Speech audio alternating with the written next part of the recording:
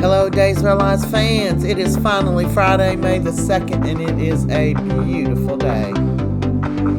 Well, Belle is talking to Marlena about what's going on with John, and Marlena's feeling confident, but, she shouldn't because we know he has passed.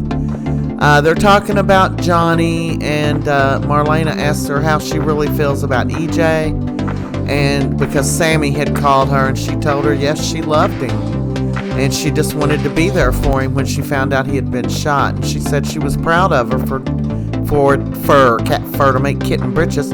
She was proud of her for from realizing what she needed and for confessing what she was feeling instead of fighting it, no matter what the family or anyone else thought. Well, Brady goes to pick up Rachel for counseling. Kristen's trying to talk him out of the counseling. Look, man, this isn't helping her. She needs a grandma. She needs a grandpa to be found. And then she's trying to ask him if he could talk to his cousins, Xander and Philip, and give her some kind of job at Demerit. Yeah, this is EJ. He's looking again at the recording on the little drive that he got from the computer. He is devastated. Well, Rita comes up in through the basement, and Kristen's questioning her like, she's on trial. And EJ has to go get his pain medicine, and Kristen's telling him, what do you know about my mother? Where's my mother? Have some compassion. She's an old lady. She's had a horrible life. Please, Rita. And then EJ come back in and, relieved her. He gives Rita the little drive, the little bit drive, or what am I trying to call it? Memory stick or whatever it is that's got Johnny shooting him on it. That's when Rita first came in through the basement there. And he says, put it where no one will ever find it. And she says she will. Now on that video, it's got Johnny walking up to EJ in that part where EJ says, what are you doing?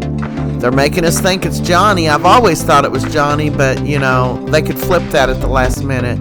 Sophia tells her mom the adoption fell through. I'm devastated. Her mom says, you guys just got to take care of this baby yourself. And she's like, no, Mom, I just told this college I accepted, blah, blah, blah. And then she gets dizzy, and Sarah comes over because she's in the square. How convenient. And they take her to the hospital, and she's got high blood pressure. They put her on bed rest for the remaining of her pregnancy. And she's like, they said she could go to school, but she cannot go to the prom. She is devastated. You can't help but to feel sorry for the girl. This is what you get, girls, when you try to trick a man. So Johnny's sleeping in the hotel, and I can't stand him anymore, by the way. He's being a little... And when he opens the door, somebody's beating at the door. Who is it? It's Tate, and he punches Johnny. Pow! Bam! Boom! Yes, right in the face, knocking him out. He explains to Tate why he couldn't take the baby, and Tate's telling him, you are not your father. You could do this. And he said, well, if there's anything I can do to help. He said, except stop my baby, right? You've ruined all of our lives, not just yours. So, he leaves. Sophia's mom calls Tate. Everybody's going to the hospital to see if Sophia's okay. And that's when she comes. They bring her out and they tell her that, she just needs to, she's got high blood pressure now. She needs to stay on bed rest. And that's when she was told about the prom. I don't know how that other picture got in earlier. It's a sneaker. And Tate's holding her hand. Maybe he'll give her a little prom at home. Something personal. Meanwhile, what in the world was that? It sounded like a gunshot, didn't it? Okay, so Xander's talking to Johnny outside of the inn, and he says, I don't care what you do with my company.